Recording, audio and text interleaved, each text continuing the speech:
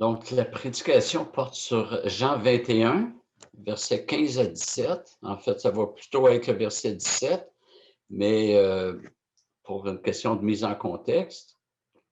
Donc, Jean 21, c'est le dernier chapitre de l'Évangile de Jean. Donc, Jean 21, verset 15 à 17.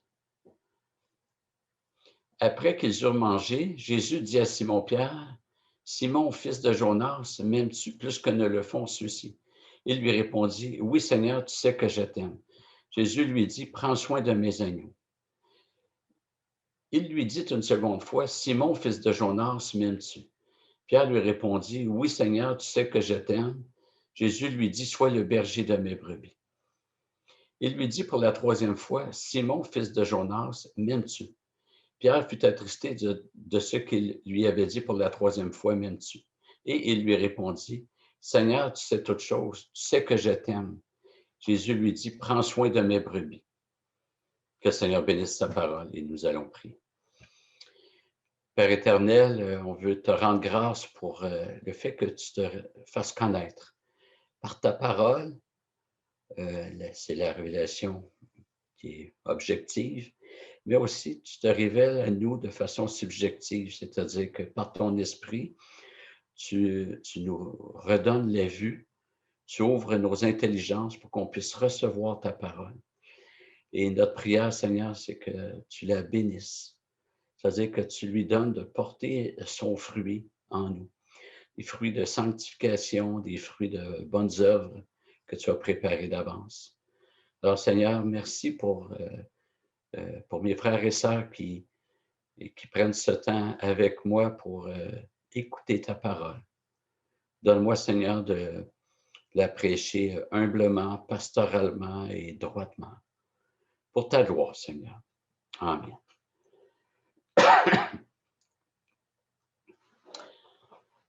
Alors, on va s'arrêter sur la mission que Jésus confie à Pierre et qu'il répète à 3 reprises. Il dit, « Paie mes brebis » ou « Prends soin de mes brebis ».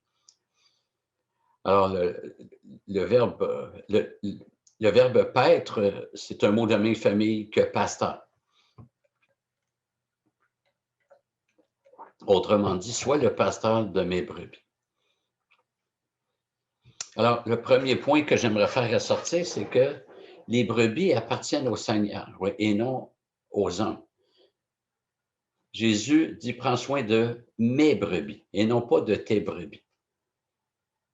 Et on doit toujours se rappeler que les brebis sont d'abord les brebis du Seigneur, qu'il confie à des sous-bergers, mais c'est des brebis qui appartiennent au Seigneur. Et l'idée d'appartenance, dans un sens, tous les hommes appartiennent au Seigneur. Psaume 24, 1 dit, « À l'Éternel la terre et ce qui la remplit, le monde et ceux qui l'habitent. » Tout appartient à Dieu, parce que Dieu est le Créateur. Donc, même nous, nous appartenions déjà au Seigneur du fait que c'est lui qui nous a créés. Et voyez au psaume 100, verset 3, le lien fait entre le fait que Dieu nous a créés et le fait qu'il nous a sauvés. Il dit, reconnaissez que l'Éternel est Dieu.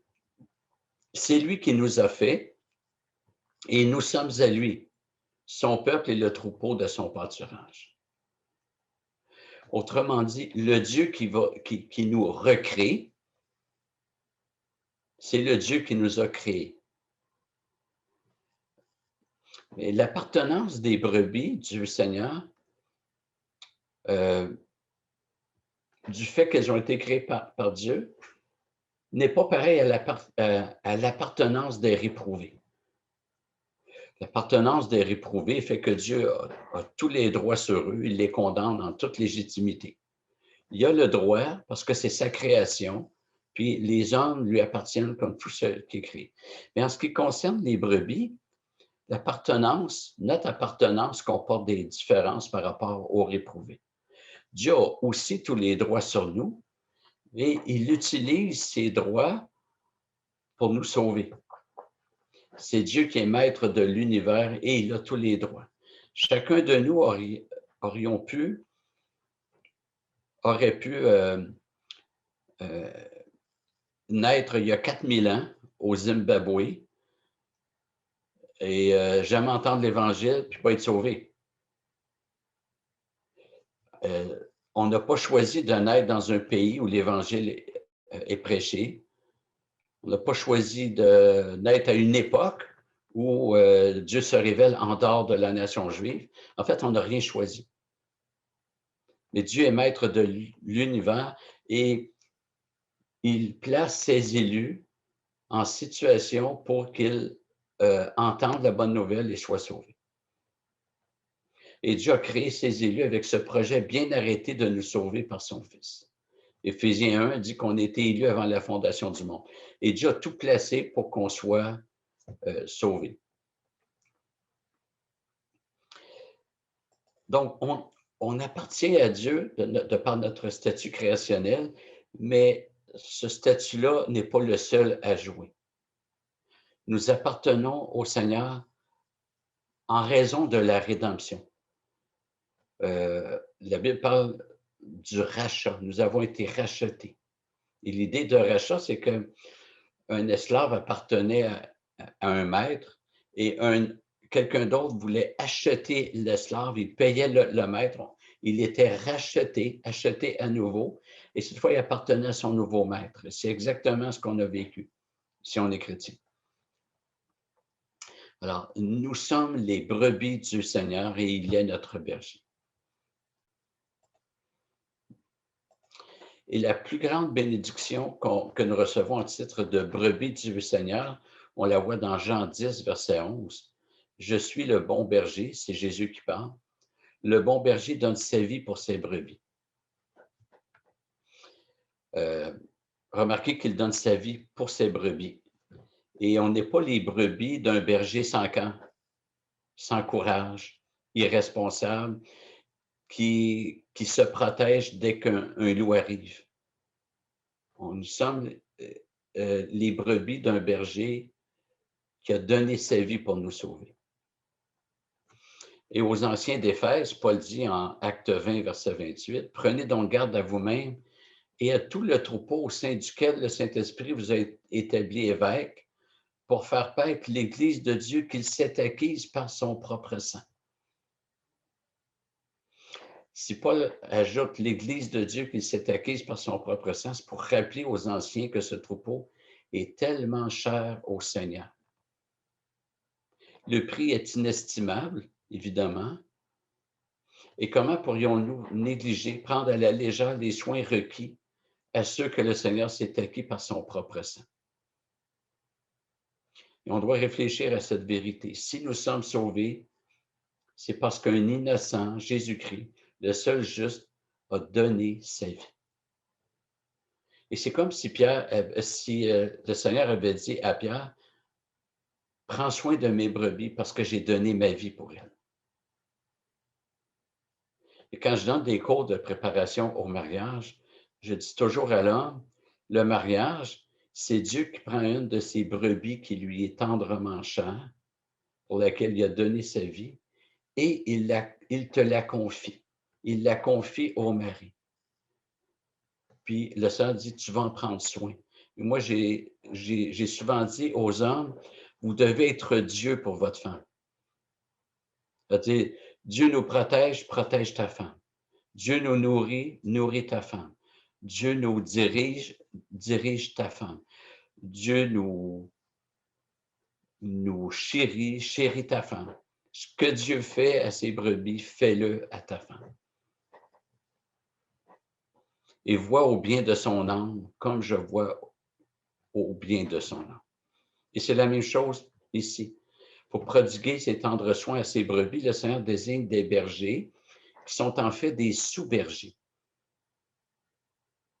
Parce que les brebis continuent d'appartenir au Seigneur. Et si un berger ne saisit pas qu'il est en fait un sous-berger, ça va affecter tristement le ministère qu'il a. Dans l'Ancien Testament, Dieu avait confié à des dirigeants juifs le peuple. le peuple juif. Et dans Ézéchiel 34, euh,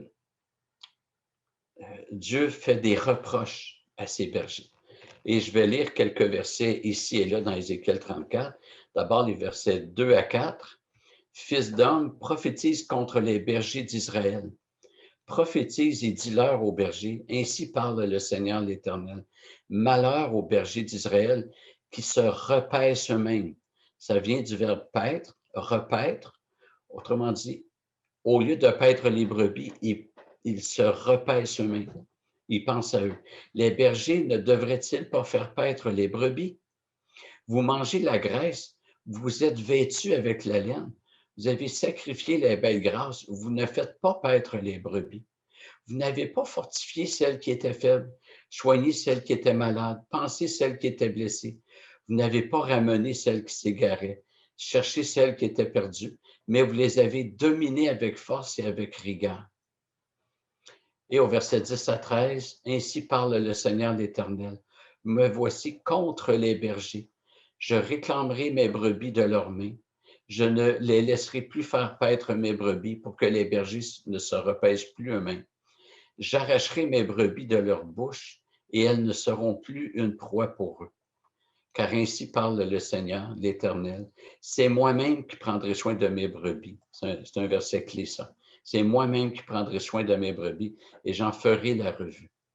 Comme un berger fait la revue de son troupeau quand il est au milieu de ses brebis éparses, ainsi je ferai la revue de mes brebis et je les arracherai de tous les lieux où elles ont été disséminées un jour de nuée et de brouillard. Je les ferai sortir d'entre les peuples, je les rassemblerai des divers pays et je les ramènerai sur leur territoire. Je les ferai paître sur les montagnes d'Israël, le long des ruisseaux et dans tous les lieux habitables du pays. Je les ferai paître dans un bon pâturage et leur parc sera sur les montagnes du haut pays d'Israël. Là, elles reposeront dans un parc agréable et elles pourront paître dans de grands pâturages sur les montagnes d'Israël. C'est moi qui ferai paître mes brebis. C'est moi qui les ferai reposer, oracle du Seigneur l'Éternel. Je chercherai celles qui étaient perdues. Je ramènerai celle qui était égarée. Je panserai celle qui est blessée. Je fortifierai celle qui est malade. Mais je détruirai celles qui sont grasses et vigoureuses. Je les ferai paître avec justice. Et finalement, pour ce chapitre, deux autres versets, les versets 23 et 24. J'établirai sur eux un seul berger qui les fera paître. Mon serviteur David, il les fera paître. Il sera leur berger. Moi, l'Éternel, je serai leur Dieu, et mon serviteur David sera prince au milieu d'eux. Moi, l'Éternel, j'ai parlé. Ézéchiel, dans ce chapitre, annonce le Messie. En fait, quand il dit qu'il va établir David, David était mort depuis longtemps. Et derrière David, c'est le fils de David. David est un préfigurant et ça annonce le Messie. Et on retrouve plusieurs éléments de Ézéchiel 34 dans Jean 10, où Jésus se présente comme le bon berger qui fait sortir ses brebis et qui les conduit dans de verts pâturages. Et c'est vraiment Jésus-Christ qui est le berger de ses brebis. Mais Jésus-Christ choisit des sous-bergers, et on le voit dans le texte où Jésus parle à Pierre. Et les sous-bergers doivent travailler dans le même sens que le berger. Les choses ne sont jamais faites parfaitement parce qu'on est pécheur. Et heureusement que le Seigneur va pallier à nos faiblesses. Mais le Seigneur appelle des sous-bergers qu'on appelle pasteurs ou évêques ou anciens ou dirigeants. Ça réfère tous au même ministère. Et voici ce que dit Jérémie en Jérémie 3,15.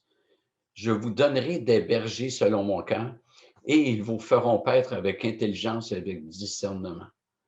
Alors que Ézéchiel s'intéresse au souverain berger qui est le Messie, Jérémie s'intéresse au fait que ce souverain berger va appeler des bergers selon le cœur de Dieu, donc dans la Nouvelle Alliance. Et en Jérémie 23, versets 1 à 4, Jérémie dit « Malheur aux bergers qui perdent et dispersent le troupeau de mon pâturage, oracle de l'Éternel. C'est pourquoi ainsi parle l'Éternel, le Dieu d'Israël, sur les bergers qui font paître mon peuple. Vous avez disséminé mes brebis, vous les avez chassées, vous n'en avez pas pris soin. Voici que j'interviendrai contre vous à cause de la méchanceté de vos agissements, oracle de l'Éternel. Et je rassemblerai le reste de mes brebis de tous les pays où je les ai chassées. Je les ramènerai dans leur enclos, elles seront fécondes et multiplieront. J'établirai sur elles des bergers qui les feront paître. Elles n'auront plus peur, elles ne trembleront plus, et il n'en manquera aucun, dit l'Éternel. Donc, ces textes, frères et sœurs, nous disent ceci. Dieu a établi sur son peuple un berger parfait, c'est Jésus-Christ. Et tous les sous-bergers doivent reconnaître ça dans leur ministère, qu'en fait, on n'est pas le berger ultime ou absolu. C'est Jésus-Christ qui est le souverain berger, puis je vous invite cette semaine peut-être à lire Jean 10. Par ailleurs, on lit en 1 Pierre 2, 25, « Car vous étiez comme des brebis errantes, mais maintenant vous êtes retournés vers le berger, le gardien de vos âmes. » Pierre s'intéresse à Jésus-Christ ici.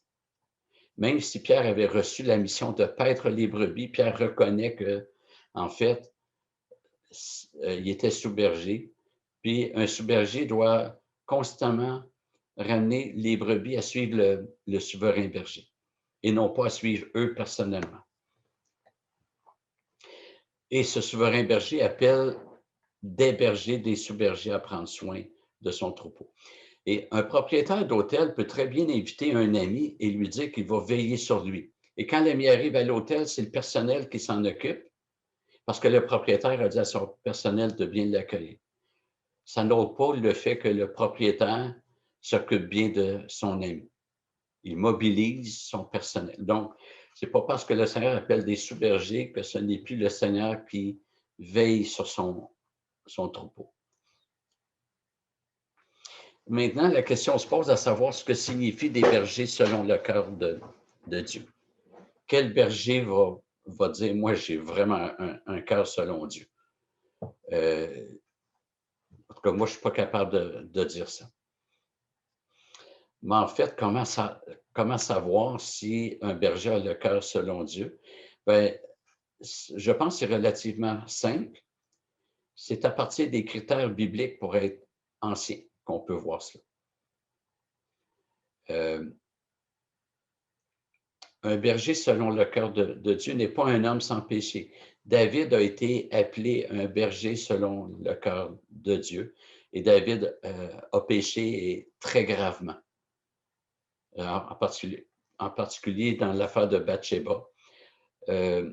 D'abord, en principe, le roi aurait dû être au front avec son armée. À cette époque, ça se passait comme ça. Il est resté dans son palais.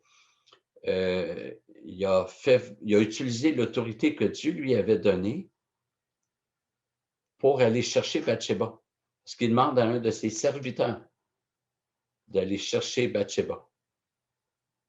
Commet l'adultère, il savait très bien qu'elle était mariée, commet l'adultère, et après ça, Bathsheba tombe enceinte. Il fait venir Uri, le mari, donc il prend un risque pour son peuple, parce qu'il y a un haut placé de l'armée. Il fait venir pour que Uri rentre chez lui pour que la grossesse passe sur le dos de Uri. Il n'y avait pas de test d'ADN à l'époque. Hein? Et Uri refuse. Il dit non, l'armée est sur le terrain. Moi, je n'irai pas prendre du bon temps avec ma femme. Finalement, David est déçu. Alors, il va saouler Uri en espérant que là, ça va fonctionner. Ça n'a pas fonctionné. David a voulu faire passer sur le dos de quelqu'un d'autre son péché. Il a saoulé Uri. Puis finalement, il va tuer Uri. Alors, un péché vient rarement seul. Si on se repent immédiatement, on va fermer la brèche. Mais si on ne se repent pas, d'autres péchés vont suivre. Et pourtant, David est appelé un homme selon le cœur de Dieu. C'est qu'un homme selon le cœur de Dieu, c'est un homme qui va d'abord reconnaître son propre péché. C'est un pécheur, mais un pécheur qui reconnaît son péché, qui ne le dissimulera pas. Alors, puisqu'il est pécheur, il a encore besoin d'être exhorté, il a besoin d'être repris. Un pasteur, c'est un homme avec des faiblesses qu'il va traîner probablement toute sa vie, même s'il fait tous les efforts. Il peut s'améliorer, mais on ne réglera jamais parfaitement ici-bas. Tant que je vais être dans mon corps de pécheur, je ne pourrai jamais dire que mes faiblesses sont derrière moi. Je serai en lutte toute ma vie. Et je vous prie de ne pas avoir d'attente disproportionnée à mon endroit. C'est la meilleure façon pour être déçu. Dans le texte qu'on a lu, dans Jean 21, Jésus restaure Pierre dans son ministère. C'est-à-dire, Pierre l'avait renié 3 fois et Jésus répète à 3 reprises, m'aimes-tu? Mais ça n'a pas empêché Pierre de commettre un autre péché qui n'était pas banal. On voit ça dans Galates 2, versets 11 à 14, où il est question de Céphas. Céphas, c'est Pierre. Hein? Donc, c'est l'apôtre Pierre. Il dit, mais lorsque Céphas vint à Antioche, je lui résistai en face parce qu'il était condamnable. En effet, avant la venue de quelques personnes de chez Jacques, Pierre mangeait avec les païens, mais après leur venue, il s'esquiva et se tint à l'écart par crainte des circoncis. Comme lui, les autres Juifs usèrent aussi de dissimulation, en sorte que Barnabas même fut entraîné par leur hypocrisie. Quand je vis qu'il ne marchait pas droit selon la vérité de l'Évangile, je dis à Céphas, en présence de tous, si toi qui es juif, tu vis à la manière des païens et non à la manière des Juifs, comment peux-tu forcer les païens à judaïser? Alors, en fait, Pierre mangeait avec des chrétiens d'origine non juive et c'était très bien. Le problème, c'est qu'à un moment donné, des chrétiens d'origine juive, avec Jacques en tête, sont arrivés et Pierre s'est caché pour ne pas montrer à ces chrétiens d'origine juive qu'il mangeait avec des chrétiens d'origine païenne. Et Pierre a même entraîné Barnabas dans cette hypocrisie. On a ici 2 ouvriers du Seigneur qui ont péché et qui ont été un mauvais modèle pour tous. Ils ont péché publiquement, c'est pourquoi ils sont repris publiquement. Et le Seigneur a appelé des pécheurs dans son œuvre, dans le pastorat. Le problème n'est jamais si nous allons pécher, mais plutôt comment on va traiter notre péché. Pierre a eu besoin de Paul pour le ramener. C'est ainsi que tous les ouvriers ne sont pas meilleurs que les autres chrétiens et ont besoin des frères et sœurs pour les exhorter, pour les reprendre et pour les ramener. Et Jacques, qui était aussi apôtre, a écrit au verset 2 du chapitre 3 de son épître, il dit, nous bronchons tous de plusieurs manières. Alors oui, on va pécher, les pasteurs aussi, mais on doit se repentir. Et il ne faut jamais, jamais, jamais mettre un pasteur ou qui que ce soit sur un piédestal. Le penser supérieur, c'est une erreur. Et quand on est pasteur, on ressent encore beaucoup plus le besoin que les autres prient pour nous. J'ai déjà dit qu'il y a 2 rôles dans ma vie qui m'ont montré comment je suis incompétent. C'est quand je suis devenu père de famille et quand je suis devenu pasteur. Paul dit, en parlant du ministère, il dit, qui est suffisant pour ces choses? Il n'y a aucun homme qui est suffisant en lui-même pour être au service du Seigneur. Puis là, c'est peu importe quel ministère. Nous avons tous besoin que Dieu agisse en nous. En fait, on est l'outil, on n'est pas la main. nous avons besoin que vous veilliez sur nous. Veillez et surveillez, ou veillez sur. On a besoin du regard de chacun sur nous pour nous exhorter, nous encourager, nous reprendre. Et ça m'impressionne, je ne vous cacherai pas que ça m'impressionne que le meilleur berger qui existe, Jésus-Christ, a choisi de confier ses brebis à des bergers faillibles et imparfaits.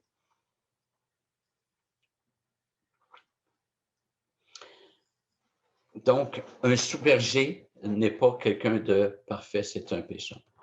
Alors, éventuellement, Dieu voulant, on va voir c'est quoi le rôle de pasteur. Je vais faire une mini-série, mais pour l'instant, je vous dis juste qu'un pasteur, c'est un pécheur comme tous les autres. En fait, il n'y a pas une grande différence entre Pierre et Judas. La seule différence, c'est que Jésus a dit à Pierre, « J'ai prié pour toi afin que ta foi ne défaille pas. » Jésus n'a pas prié pour Judas. Il y a un point qui découle de ce qu'on vient de voir. C'est que si le souverain berger, celui qui a donné sa vie pour ses brebis, confie celle qu'il a sûrement acquise par son propre sang à des sous-bergers, des bergers humains, ça signifie que les bergers humains doivent pas être en soumission à ce que le grand berger a dit. C'est-à-dire, les bergers ne peuvent pas avoir une pensée autonome, comme aucun chrétien peut avoir une pensée autonome. On doit penser, le théologien Cornelius Van Til disait en analogie à Dieu. Autrement dit, qu'est-ce que Dieu dit, c'est ce qu'on fait. Et non pas qu'est-ce que je pense. Excusez-moi, j'ai juste un petit problème technique. Ça devrait être réglé, oui. Donc, un berger n'est pas là pour amener sa propre perception. C'est fréquent quand une église engage un berger de demander « c'est quoi ta vision? » Puis moi, dans notre ancienne église, on me l'avait demandé, puis j'avais répondu « je n'en ai pas. » J'aimerais mieux répondre à la question. Excusez-moi, j'ai un problème avec ma batterie. OK. J'avais répondu, j'aimerais mieux répondre à la question, c'est quoi ta compréhension biblique d'une église? Parce que je suis mal à l'aise de dire, moi, j'arrive avec ma vision personnelle, puis d'autres pasteurs vont arriver avec leur vision. Puis je trouvais que ça faisait un peu candidat électoraux où chacun présente son programme, puis on va élire le meilleur programme. Et je ne crois pas que ça soit la bonne chose à faire. Je crois plutôt que ça devrait être une compréhension biblique de ce qu'est une Église, de ce qu'est le ministère pastoral. Et autrement dit, qu'est-ce que Dieu nous demande et non pas c'est quoi notre programme personnel. C'est sûr que Jésus n'a pas dit quoi faire dans toutes les situations, mais il a laissé des enseignements suffisamment précis pour que les bergers n'aient pas à improviser. Lorsque Jésus parle à Pierre, en Jean 21, il y a un élément qui ressort. Et je vous relis le verset 16. « Simon, fils de Jonas, m'aimes-tu? » Pierre lui répondit, « Oui, Seigneur, tu sais que je t'aime. » Jésus lui dit, « Sois le berger de mes brebis. » L'appel de Jésus à Pierre comme pasteur découle de l'amour de Pierre pour Jésus. « M'aimes-tu? Oui, bien, paie mes brebis. » Avant de paître les brebis, nous devons aimer Jésus. Autrement dit, celui qui veut paître les brebis doit le faire parce qu'il aime Jésus. Dans certaines cultures, c'est comme un honneur de devenir pasteur. Comme il y a peut-être 50 ou 70 ans, puis même avant, c'était un honneur dans une famille d'avoir un curé ou un frère ou une religieuse. C'était un honneur dans une famille. Mais dans certaines cultures, c'est un honneur d'être pasteur. Et oui, je comprends qu'il y a quelque chose d'honorable. Paul en parle quand il parle de double honneur. Mais le faire pour l'honneur, je pense que ce n'est pas la bonne disposition. Et Jésus fait ressortir que paître les brebis du Seigneur doit découler de l'amour que les bergers ont pour le Seigneur. Comme des parents qui veulent confier leur enfant à une gardienne, j'espère qu'ils vont vérifier, est-ce qu'elle aime les enfants minimalement?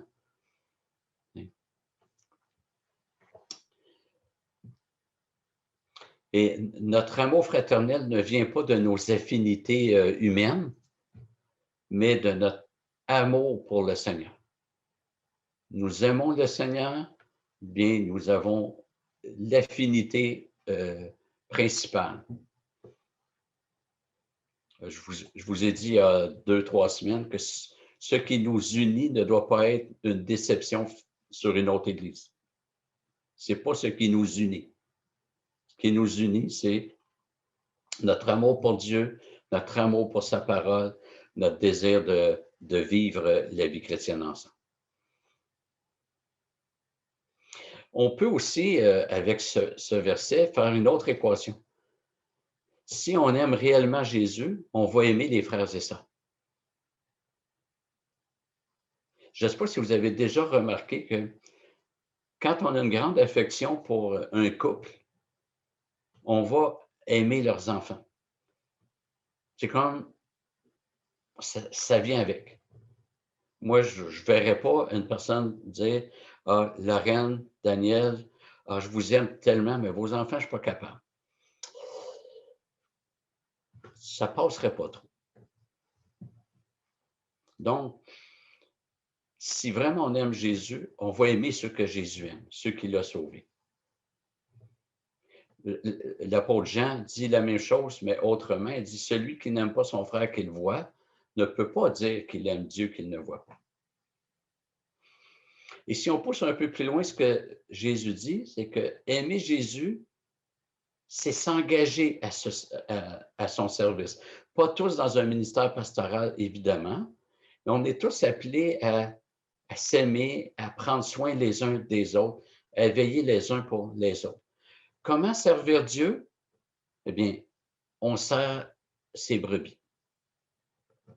Vous remarquerez que ça part du bien avant rendre service aux non-chrétiens. Paul dit dans Galates, je n'ai pas la référence précise, Paul dit, j'ai vraiment pris soin des démunis, surtout les frères dans la foi. C'est notre première responsabilité. Donc, aimer Jésus, c'est s'engager. Un amour qui n'est pas engagé, ce n'est pas de l'amour. Dans notre société, on définit l'amour comme un sentiment. Cette définition-là n'est pas biblique. L'amour, c'est une disposition qu'on s'impose. Ça fait appel à la volonté, une disposition telle que je vais poser des actions bienfaisantes à la personne que j'aime. Et je peux très bien aimer quelqu'un avec lequel j'ai beaucoup de difficultés à tolérer. Mais je peux l'aimer en disant, je décide de lui faire du bien. Si Dieu n'avait eu que des sentiments pour nous, il n'aurait jamais dit, Paul n'aurait jamais pu écrire, Dieu prouve son amour en ceci, lorsque nous étions encore pécheurs, Christ est mort pour, lorsque nous étions sans force, Christ est mort pour des pécheurs. Vous connaissez probablement tous la chanson « Si tu aimes le Seigneur, tape des mains ». J'aimerais vous dire qu'aimer le Seigneur, c'est un peu plus que taper des mains. Aimer le Seigneur, c'est s'engager à fond pour lui. Dieu voulant, on verra une autre fois avec les versets 18 et 19 que cet engagement va jusqu'à donner sa vie pour Jésus. Et si on paraphrasait ce que Jésus a dit, il dit, si vraiment tu m'aimes, prends soin de mes brebis. Le rôle pastoral, c'est de paître. Récemment, j'ai discuté longuement avec un pasteur dont le ministère a pris un tournant il y a environ 2 ans. Ce pasteur est impliqué partout sur des comités ecclésiastiques, des mouvements évangéliques, plein d'affaires. Puis lorsqu'il a vécu son tournage, il a fait toute une réflexion sur le ministère pastoral. Il s'est rendu compte qu'il négligeait son ministère pastoral, qui était de paître les brebis. Et ce même pasteur-là a enregistré une vidéo pour répondre à une autre vidéo qui a circulé sur YouTube, qui disait, il y a quelqu'un qui disait, où sont les pasteurs? Ils devraient être dans les rues en train de dénoncer les décisions du gouvernement. Puis, ce pasteur-là a enregistré une vidéo pour répondre à l'autre vidéo. Il dit, où sont les pasteurs? Ben, il dit, c'est simple, les pasteurs sont en train de paître leurs brebis. Pierre, prends soin de mes brebis. Veille à leur sécurité, leur nourriture, protège-les, prends soin des brebis. C'est ça que Dieu demande aux pasteurs. Et ce pasteur-là s'est rendu compte qu'il dit, je me suis activé trop longtemps dans tout ce que je croyais bon, mais j'ai négligé de prendre soin des brebis. Puis, ce pasteur-là, dans son église, un membre que j'ai connu très bien, c'est un membre qui a fait du trouble partout où il est passé. Puis j'en ai parlé à ce pasteur-là, j'ai dit comment ça se passe avec lui. Il dit, écoute, il est très particulier, mais j'investis du temps avec lui. Ça fait 2 ans qu'il va beaucoup mieux. Mais j'ai investi du temps. J'ai décidé que ce frère-là allait grandir par des soins pastoraux. Il n'en avait jamais bénéficié. Et c'est vrai. J'ai connu là où il a passé avant, il n'avait jamais bénéficié de soins pastoraux. Puis le pasteur a dit, j'ai décidé de le paître. Vous voyez? Donc, un pasteur, ça fait quoi un pasteur? Ça paie. Ça fait quoi un chanteur? Ça chante. C'est pas compliqué, hein? Un pasteur, ça paie. Il ne doit pas se lancer dans toutes sortes de mouvements. Il doit paître. Et la façon principale de remplir ce ministère, c'est d'amener la parole de Dieu. On ne peut pas paître sans conduire dans les verts pâturages.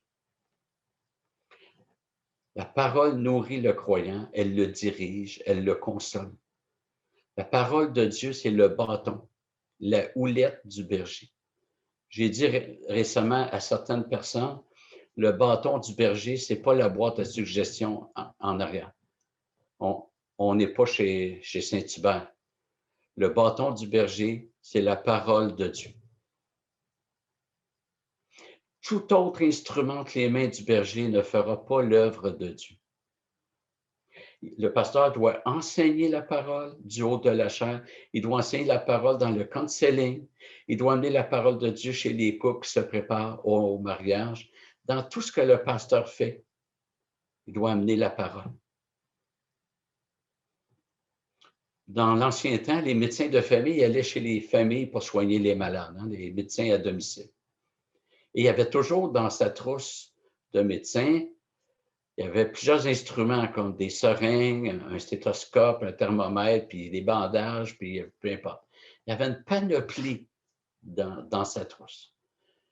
Moi, j'aimerais vous dire que la trousse du pasteur, ce n'est pas compliqué. C'est la parole de Dieu. Il n'y a pas besoin d'autre chose. La parole de Dieu, elle est suffisante pour tout faire. Tout est là-dedans. Il y a des personnes qui refusent d'appartenir à une église locale sous prétexte qu'elles appartiennent à l'église universelle et que c'est suffisant. Eh bien, ce n'est pas dans l'église universelle qu'on reçoit les soins pastoraux, mais c'est dans l'église locale. Et paître, ce n'est pas seulement proposer ce que la Bible dit, c'est enseigner et diriger avec la parole. 1 Pierre 5, 2 et 3. Faites paître le troupeau de Dieu qui est avec vous, non par contrainte, mais volontairement, ni pour un gain sordide, mais de bon cœur, non en tyrannisant ceux qui vous sont confiés, mais en devenant les modèles du troupeau. Le mot traduit par tyranniser, dans certaines versions, c'est dominer. Il y en a qui prennent ça pour dire que le pasteur ne doit pas avoir une autorité. C'est une mauvaise traduction. C'est le même mot que Jésus utilise lorsqu'il dit de ne pas faire comme les chefs des nations qui tyrannisent le peuple.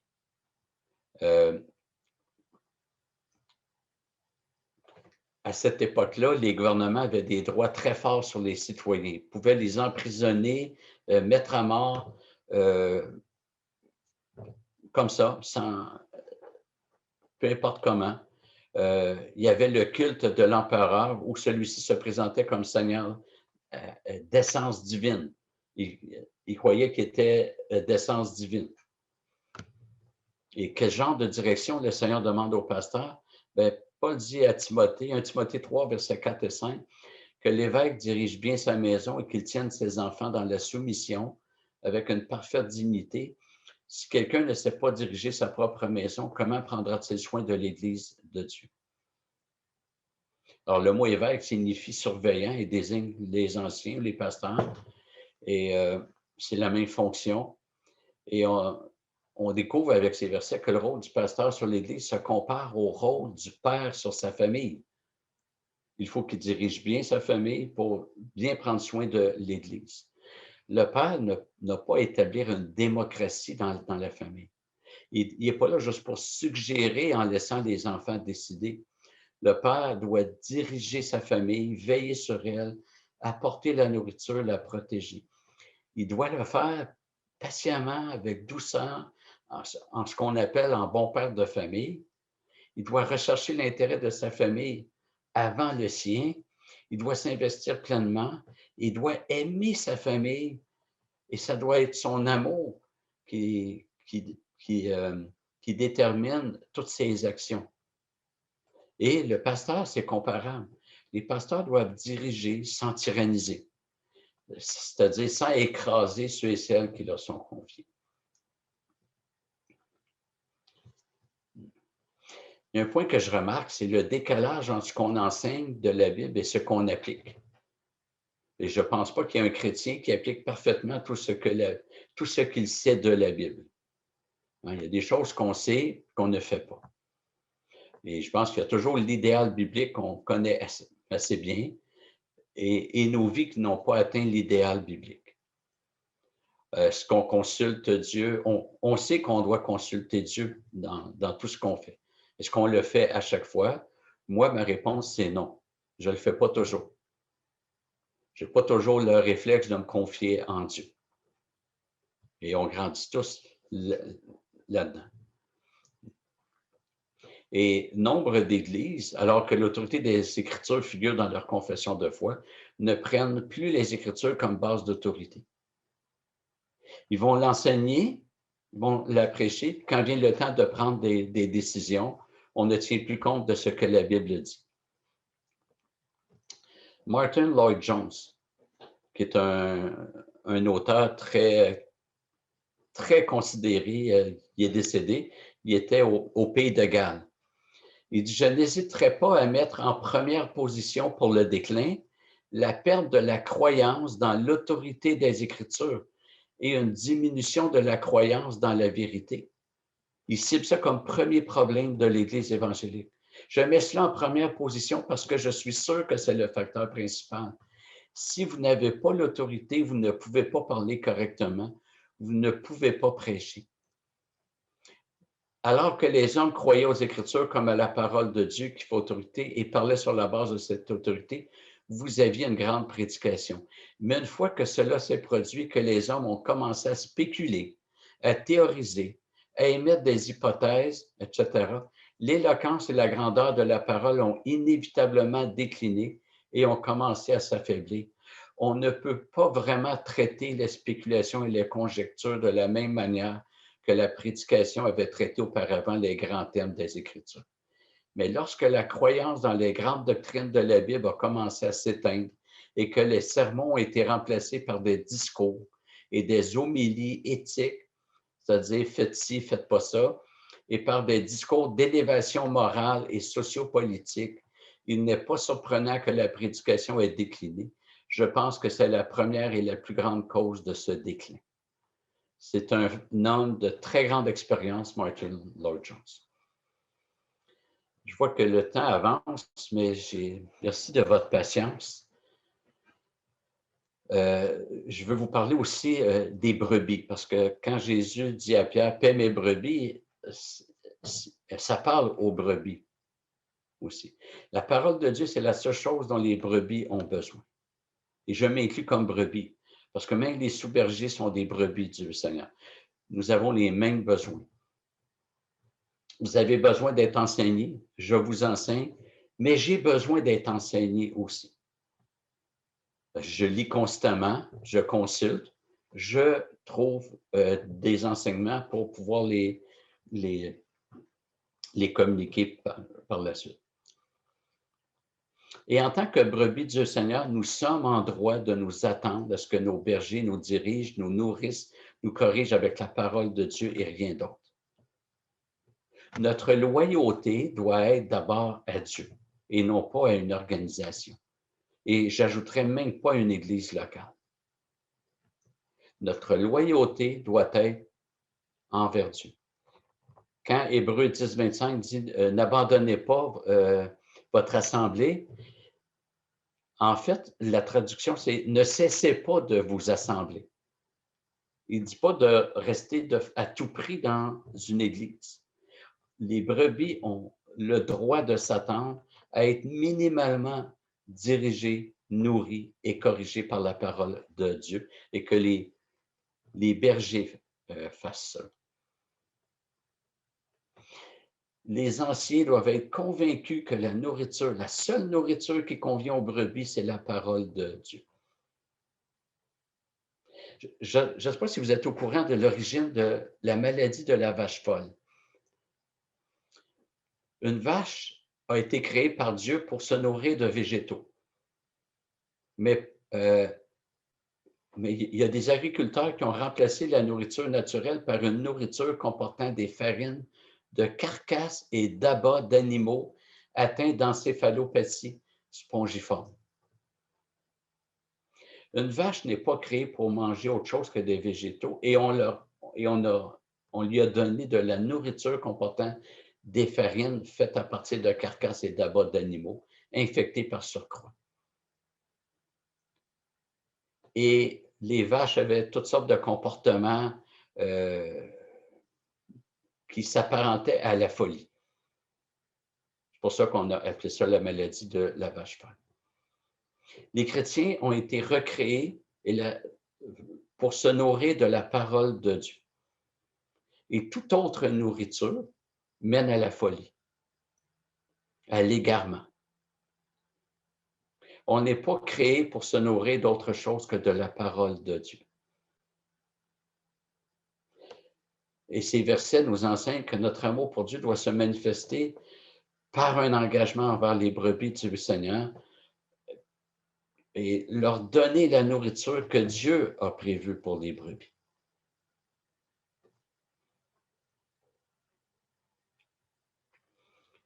Et ce qui nous unit, c'est la parole de Dieu, la seule nourriture dont nous avons besoin. Nous en avons besoin pour connaître Dieu, nous en avons besoin pour connaître la volonté de Dieu dans nos vies. Nous en avons besoin pour grandir, nous en avons besoin pour notre sanctification, nous en avons besoin pour notre unité. On va prier avant d'aller à la table du Seigneur. Seigneur Dieu, merci pour Jésus-Christ, notre souverain berger. Merci de voir à notre nourriture, parce que voir à notre nourriture, c'est voir à notre croissance, c'est voir à notre direction. Seigneur, donne-nous de rechercher ce lait non frelaté, non altéré de ta parole. Donne-moi, Seigneur Dieu, de la prêcher avec droiture, avec rigueur, non pas rigidité, mais rigueur. Seigneur, tu sais que la dernière chose que je veux faire, c'est improviser. Et Père, que tu puisses me garder, que tu puisses nous garder comme Église, nous garder fondés sur ta parole et ta parole seule. Amen.